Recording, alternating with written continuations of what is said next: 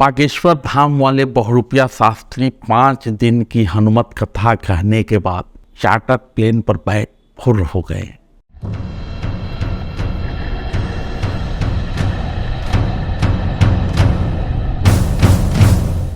लेकिन बिहार में बहुरूपिया शास्त्री की चर्चा अभी थमी नहीं है। लगातार बयानबाजी जारी है। लोग पूछ रहे हैं धीरेन्द्र शास्त्री के पास चार्टर प्लेन कहाँ से आया, तो कोई पूछ रहा है कि भाजपा बाबा को ही अपना मुख्यमंत्री उम्मीदवार क्यों नहीं घोषित कर देती। इसमें बाबा ने कहा है वो बिहार आते जाते रहेंगे। इत्र से कपड़ों को महकाना कोई बड़ी बात नहीं, मज़ा तो तब है जब आपके किरदार से खुशबू आए। इतनी देर से आए, लेकिन चलो देर से आए तो अब आते जाते रहेंगे, छोड़ेंगे नहीं। जब तक बिहार राममय नहीं हो जाएगा तब तक हम तुम्हारा पीछा नहीं छोड़ेंगे। इत्र से कपड़े महकाना बड़ी बात नहीं है, मजा तो तब है जब आपके किरदार से खुशबू आने लगे। इत्र से कपड़े महकाना कोई बड़ी बात थोड़ी। दुकान जाओ, स्प्रे ले आओ, बढ़िया वाला परफ्यूम ले आओ, हवा वाला स्यू स्यू डालो, रो कहानी खत्म है। जो भी बगल में आहा क्या बहुत बढ़िया। लेकिन इत्र से कपड़ों का महकाना सरल है, लेकिन अपने चरित्र से किरदार को खुशबू में लाना बहुत कठिन है। तो बिहार बाबामय हो गया है, खुशबू आ रही है या दुर्गंध फैल रहा है, ये तो वहाँ के लोगों को तय करना है। खैर, तो बाबा कह चुके हैं कि बिहार आते जाते रहेंगे।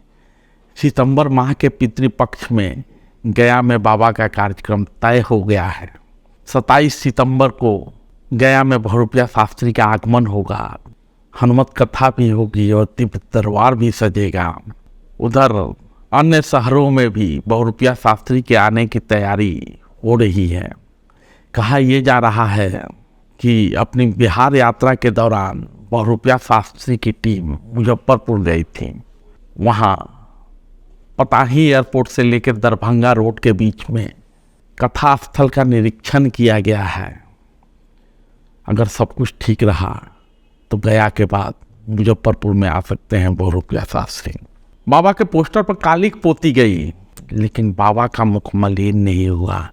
बाबा ने साफ कहा पोस्टर फाड़ सकते हो, कालिक पोत सकते हो, लेकिन हम तो बिहारियों के हृदय में बसे हुए हैं, उसको कैसे निकालोगे।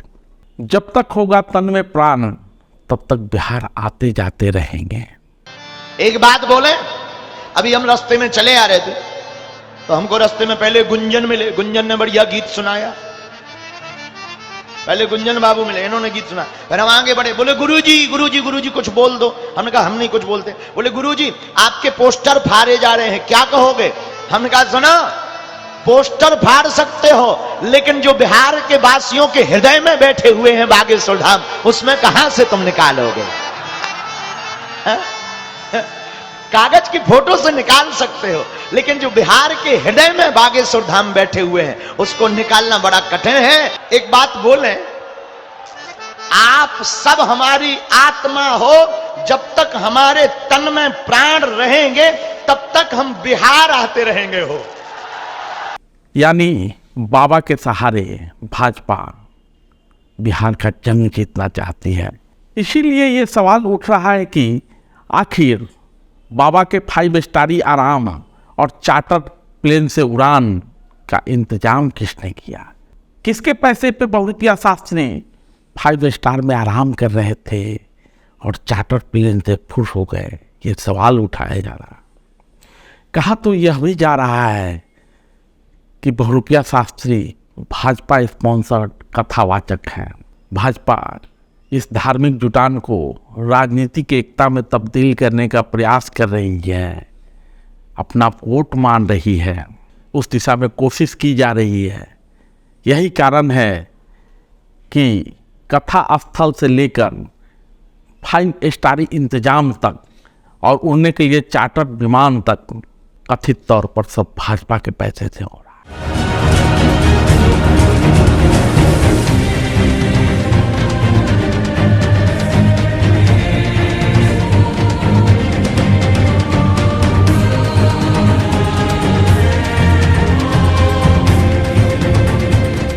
बात सिर्फ इतनी रहती तो महागठबंधन में शामिल नेताओं के बोल इतने कड़े न होते हैं। बड़ी बात यह है कि बाबा की कथा में जिस तरह से लाखों की भीड़ उमड़ी थी, उससे कई लोगों और कई राजनीतिक दलों को अपनी जमीन खिसकती नजर आ रही है। कथा स्थल से लेकर होटल तक और होटल से विदाई की बेला में एयरपोर्ट तक पहुंचे जन सैलाब ने यह संकेत दे दिया है कि बाबा भले ही बिहार में राम राज लाए या न लाए, लेकिन सनातन को धूरी बनाकर महागठबंधन का खेल बिगाड़ सकता है।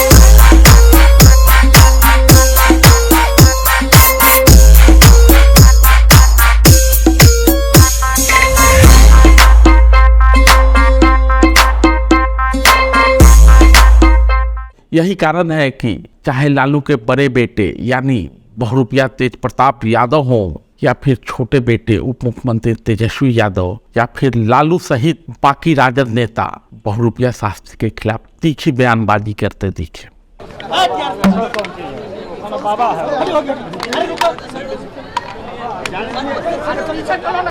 बागेश्वर बाबा तो डरपोका है, उद्देश्य द्रोही है, वो देश से बाहर देशद्रोही है बागेश्वर बाबा।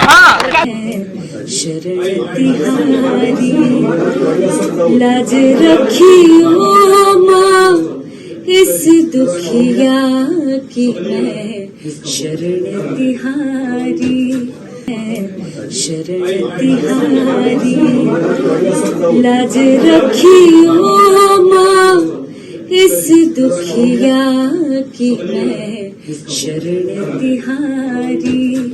इसका एक कारण यह भी है कि भले ही शुरू में ये माहौल बनाने का प्रयास किया गया कि बहुरूपिया शास्त्री के समर्थक सिर्फ भाजपा के लोग हैं या फिर एक जाति के या फिर सवर्ण समाज, लेकिन बहुरूपिया शास्त्री के हनुमत कथा में सभी जातियों के लोग शामिल हुए। यहाँ तक कि भूमिहारों के अलावा बड़ी संख्या में अहिर, बैस, कुशवाहा और प्रजापति समाज के लोग भी शामिल हुए। ब्राह्मण और क्षत्रिय तो थे ही। इसके अलावा इस कथा में जुटने वाले भीड़ की अगर जनांकीय विश्लेषण किया जाए तो सबसे ज़्यादा संख्या में दलित और महादलित समाज के लोग शामिल हुए।